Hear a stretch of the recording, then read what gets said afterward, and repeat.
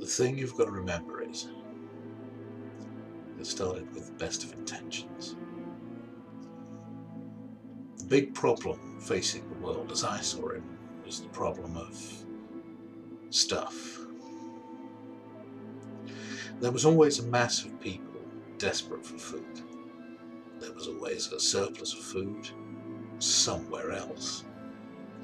Moving them took money they didn't have and time the food didn't have. And meanwhile, the richer part of the world was buying its stuff from the other side of the planet because the cost to the shippers didn't reflect the costs to the environment. Meanwhile, all the stuff the rich people threw away was piling up near to where they lived, and since we were rapidly running out of a way to throw stuff into, this was a problem. And it was too expensive to ship our waste to places where people were too poor to worry about toxic waste dumps. This meant that the movement of stuff was simultaneously too cheap, too expensive, too slow, and too dirty. This is somewhat of a problem. The solution is, of course, obvious. It's to make the transportation of stuff fast, free, and clean. This is, of course, impossible. So, I figured a way to harness quantum indeterminacy through zero-point energy fields, allowing... So, yeah, I designed a matter transporter. And it was small, and it didn't cost a great deal, didn't have any rare components or space rocks in it. But the demonstrations could have gone better.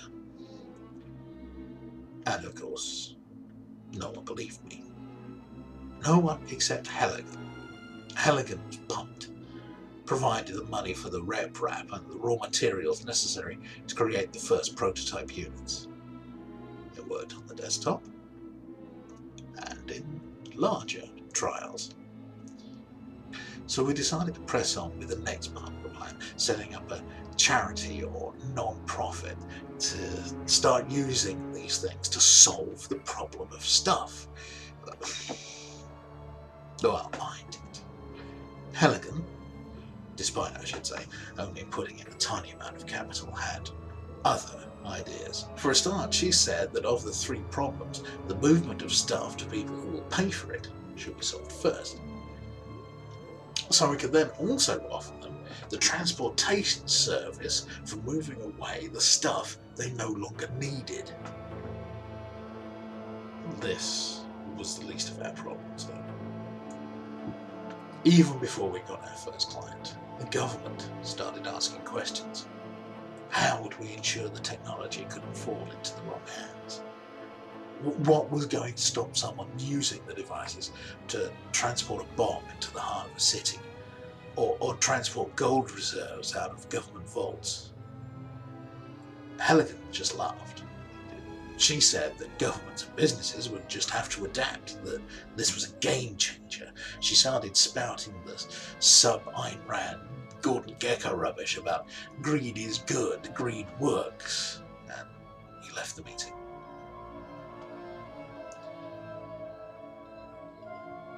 I haven't seen Halligan since. I came to realise that Halligan was right. The greed was the driving force of the problem of stuff. That too many people are making too much money from the problem not being solved. Which is why I came here.